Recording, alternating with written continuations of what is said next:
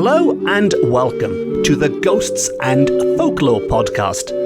I'm Mark Rees, and on each episode, I investigate a different, weird, and wonderful subject. And on this episode, we are going to get extra creepy and explore some curious cases of the most popular death omens in Welsh folklore.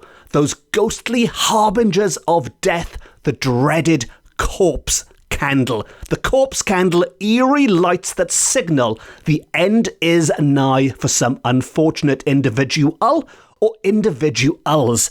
And among the real-life accounts of corpse candles that we'll be looking at on this episode, or supposedly real-life, I should say, accounts that were reported as being true, are the rather unnerving cases in which corpse candles, which traditionally move by themselves, are instead carried by full-bodied apparitions, by ghostly figures that carry these corpse candles through the streets, going door to door to surprise their unsuspecting victims. And frankly, the last thing anyone wants to find standing on their doorstep in the middle of the night is the full-bodied apparition of a spirit holding a glowing corpse candle. And so, to begin at the beginning. And I've spoken a lot about corpse candles, or canwyll corff, to give them their correct Welsh language name, on this podcast over the years. You could say they are the most common of Welsh death omens, and I don't mean that in a negative way. They are common, but they are still incredibly terrifying to the people who encounter them. But if you are unfamiliar with corpse candles, if you've never heard of a corpse candle before and you are starting to wonder what the heck I am talking about, well, you'll be glad to know that the eminent folklorist who supplies the creepy accounts on this episode also provided a handy, short and sweet little description, and I'll kick things off with his description of corpse candles, and it goes like this. The canwyll corff, or corpse candle, was a death portent often seen in Wales about a generation or two ago. And this was written about a century ago, in the early 1900s. So they are referring to about the mid-1800s. The mid-1800s, and before that is when the good people of Wales encountered these corpse candles. And even as late as the time of writing, in the early 1900s, we are told that there are several persons still alive who told me that they had seen this mysterious light themselves, and they described it as a pale light moving slowly and hovering a short distance from the ground, just above the ground. And that's a first-hand description, and you can just imagine these floating lights slowly but surely winding their way towards their victims. And indeed, to see one of these lights, to encounter a corpse candle, did mean certain death. But not for yourself, or not necessarily for yourself, because to see this light just meant that some poor soul, or poor souls, it could be more than one, it could be multiple souls, in the local area was going to die.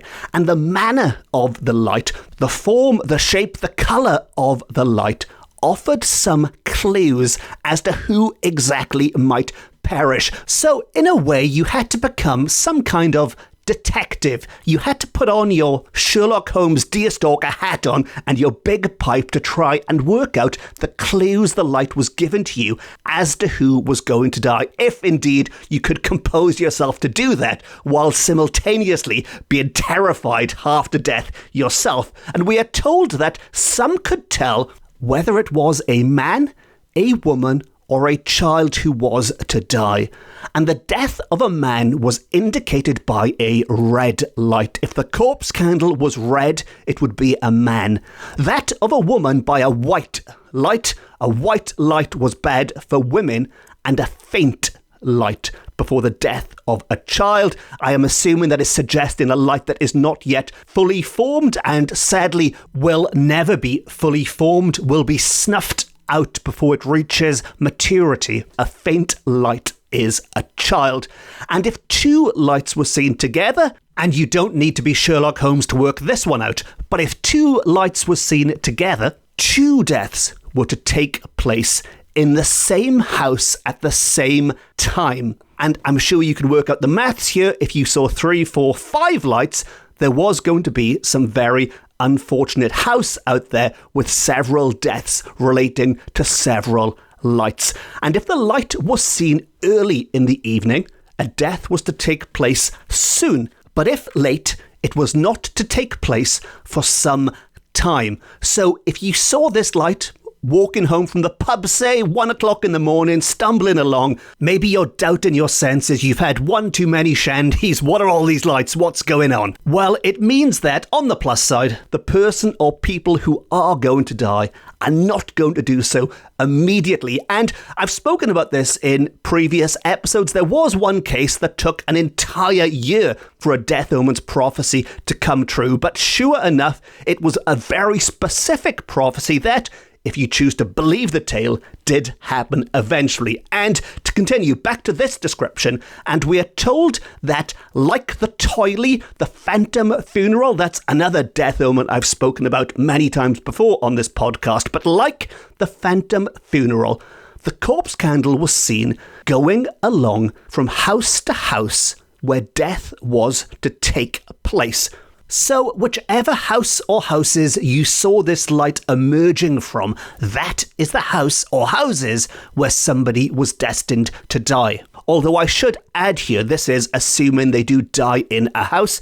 People have reported seeing corpse candles hovering over rivers where people might drown or in other unfortunate places. But for the purposes of this description, the corpse candle will be seen going from outside the house where the death was to take place. And it would then take the same route the funeral was to take, which presumably in good old God-fearing Wales would be towards the local churchyard. So this light, this corpse candle, would be seen bobbing along the street, or, well, maybe not bobbing, that's what boats do, I don't know. I have no idea if corpse candles bob. I have not seen one in person, but what the heck, from now on they do. From now on, corpse candles bob. You heard it here first, so it must be official.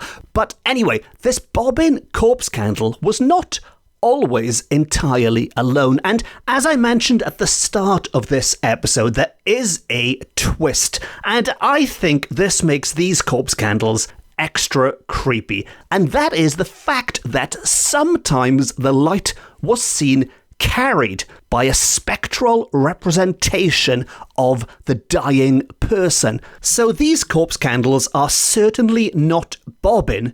They are being carried by a ghostly figure, and this ghostly figure was believed to be the person who was doomed to die.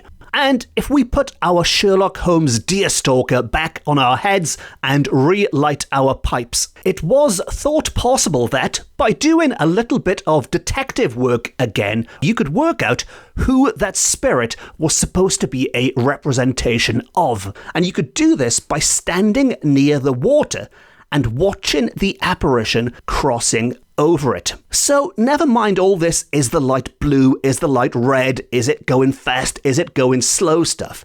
You could, in theory, see the face of the person who was going to die. You can't get much more specific than that. Now, in this case, they recommend doing so as they cross the water, if indeed they cross the water. And another way of recognizing the dying person was to stand at the church porch watching the candle entering the building. Because, as mentioned, this was back in the good old days when Wales was very much a Christian country, and as such, it can be assumed that the majority of funerals would take place in the church, unless you've been exceptionally naughty. But 9 times out of 10, that funeral would take place in the church. And so, if you saw that corpse candle in the street, or anywhere else for that matter, you had a pretty good idea where it was going to be going.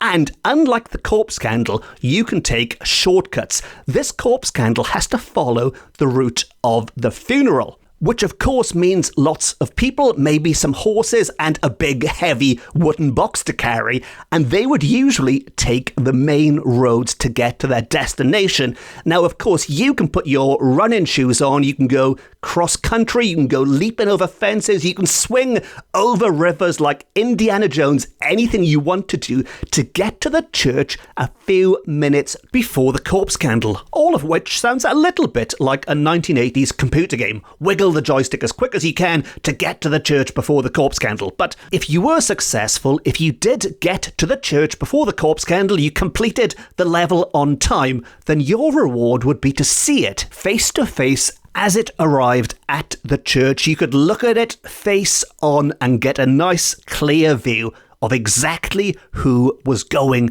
to die. Although this handy tip of outrunning the corpse candle to the church does come with a warning, quite a serious warning, I think, if you do choose to follow these instructions, because we are told there are some instances of people seeing their own corpse candle, So after all of that, after taking that shortcut, after swinging across the river, you could come face to face with a ghost carrying a light, and the face of that person destined to die, the eyes that you are gazing into are the same eyes gazing back at you. That is your eyes, that is your face, that is your apparition, and it is you that is destined to die.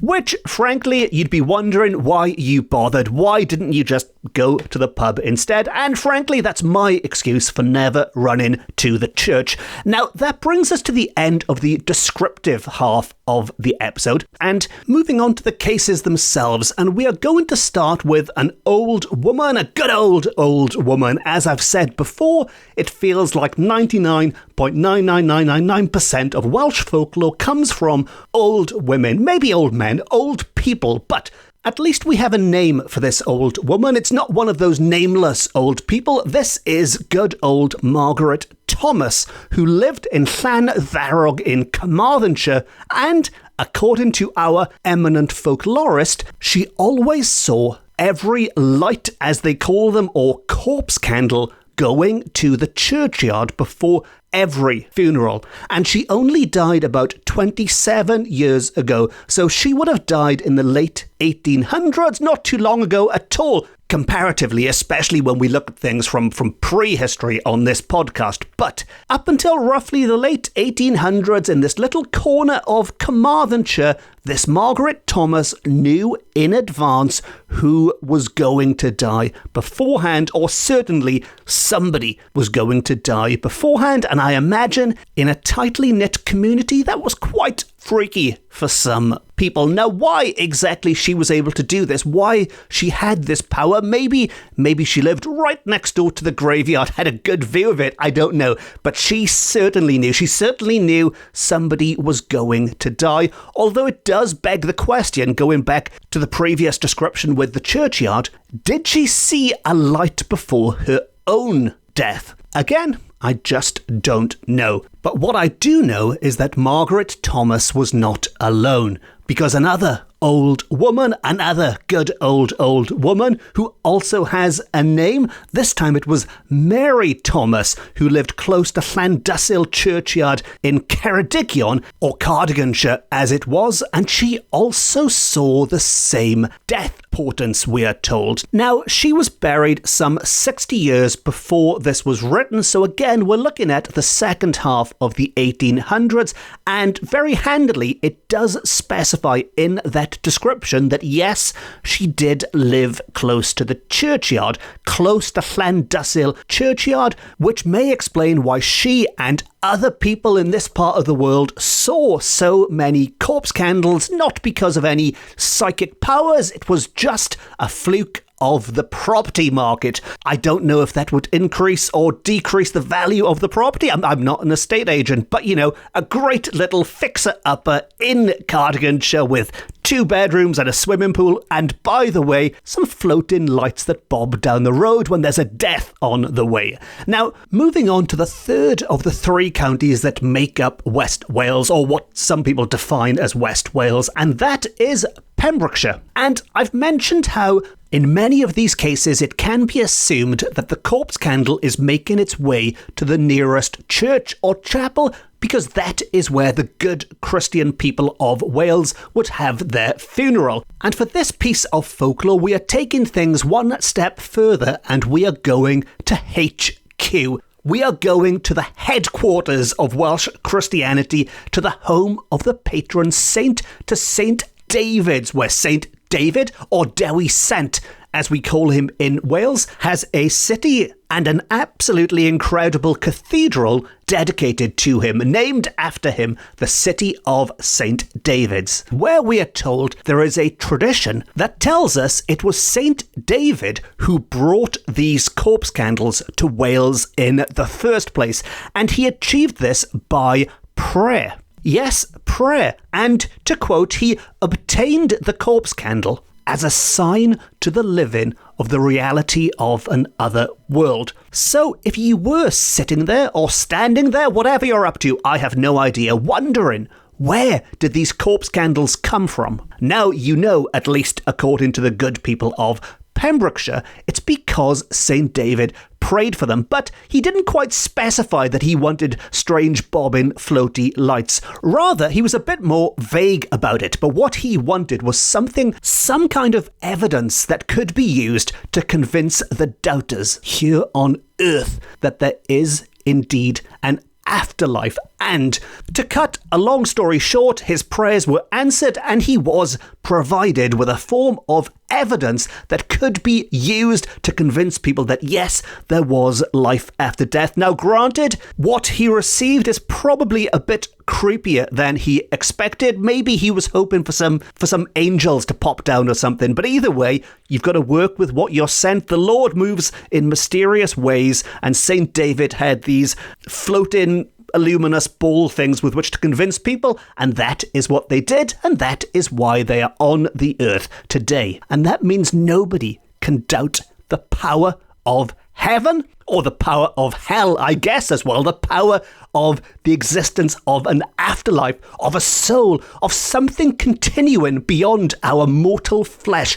And I spoke on a previous episode, I have no idea which one, I'm afraid. I have well and truly lost track by this point, but if anyone listening has binged this podcast recently, you might be able to help me out. But I spoke on one episode about how sailors have encountered a phenomena known as St. Elmo's fire, also known as a kind of witch fire in which a light not a million miles away from a corpse candle has been seen bobbing, and yes, I think I can safely say bobbing in this case, bobbing along the sea waves and usually signalling some kind of unfortunate event, much like those on land. And without repeating the entire episode here, but sailors back in the good old days would have been extra superstitious for good reason, because it was an incredibly dangerous job. It was incredibly dangerous to work the high seas at times, and of course they would have been sensitive to any little changes going on. And just like everyone else in the good old days, they would, of course, have been good old Christians, at least those sailors from this part of the world. And as a result, some sailors might take objects with them with which to focus their devotion, to focus their thoughts and prayers onto. They might carry a crucifix around their necks. Maybe other sailors are taking icons with them to protect them on the seas. And if they happen to catch a glimpse of these strange lights bobbing along beside the boat, maybe ahead of them, maybe behind them, that might be a time to clasp that crucifix a little bit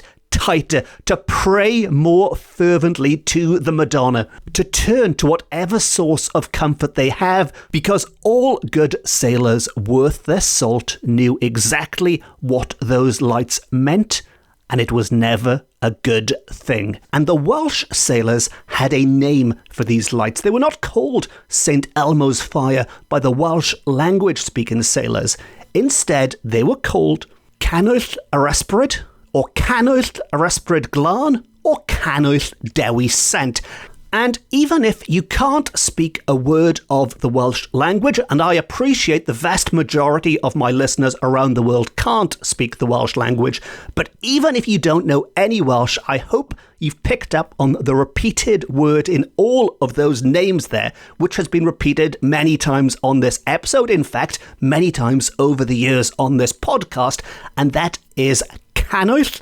And Canwyll means candle. And those three names mean the spirit candle, that's Canwyll yr ysbryd, or the candle of the Holy Ghost, that's Canwyll yr ysbryd glân, and the third and final one was Canwyll dewi sent, the candle of Saint David, which tells us that as far as these sailors were concerned, it was indeed their patron saint who brought these lights to earth, and not just to the land, but also to the seas. And while they might bring ill tidings with them, while seeing these lights is never a good sign, at the same time, it is a beneficial sign, because by heeding these warnings, maybe they can avert the worst of what is to come, and in that respect, they can be seen as a beneficial, if terrifying, omen. And maybe, as Saint David originally intended, they are a sign that yes, there is somebody watching over you. Which brings us to our final short and sweet snippet of folklore for this episode, and we are told that because Saint David was a son of Pembrokeshire, according to some people, the corpse candle phenomena was confined to the diocese of Saint David. But as you've already heard on this episode, and as our eminent folklorist points out, the fact is there are tales of corpse candles all over Wales. So while there might be more in Pembrokeshire where they originated, they are not, it would appear, if you believe the stories, confined to a single county or even to West Wales. You can find them all over the country, and maybe even on the water. And as you've heard on this episode, and as you've heard on previous episodes, one of the great things with corpse candles is that, yes, while they might be common, they are never the same. There are so many varieties. They all do whatever the heck they want to do. They vary massively. You can try and decipher them. Some are scarier than others. Some are just out and out weird. And there are some even stranger ones. Yes, even stranger than a full-bodied apparition walking around with a glowing ball that I haven't even mentioned yet. And that means, for the second time this year, and I promise I will not make a habit of this, but for the second time this year, I am leaving you with something of a cliffhanger. Because on the next episode, we are going to look at some truly strange, some truly terrifying accounts of death omens. And if that wasn't enough, on the next episode, I will also be giving you a big update on my plans for the future, which includes my Halloween plans for this year. Yes, there's one more episode after this before we hit the October episodes, and as regular listeners will know, that is my favourite time of year, and that's when I like to do something a little bit different with this podcast, and I've got something a little bit different lined up for this spooky season. And if that still wasn't enough, what more do you want? Blood. But if that still wasn't enough, I will also be giving you an update on my next book, which will be haunting all good bookshops this November. And I'll say it now, it makes a perfect stocking filler. But more about that next time out. But that's enough about the next episode. Let's wrap up this episode first. And so ends another episode of the Ghosts and Folklore podcast. If you've enjoyed this episode and you haven't already, please consider pressing the subscribe button. And if you really enjoyed it, you can support the podcast by treating me to a coffee via my website or by picking up some lovely merchandise from the same place. If you'd like more Ghosts and Folklore, you can follow me on social media. And as well as this podcast, I've also written a number of books about similar weird and wonderful subjects which are available from all good bookshops, offline and on. And as I just mentioned there'll be a new one joining them this November. And if you want a sneak peek of the cover and even pre-order it, you can also find that on my website along with all of my other books. And on that note, it just leaves me to say thank you very much for listening. Diolch yn fawr iawn am wrando. I've been Mark Rees. This has been my Ghosts and Folklore podcast, beaming to you from Wales to the world.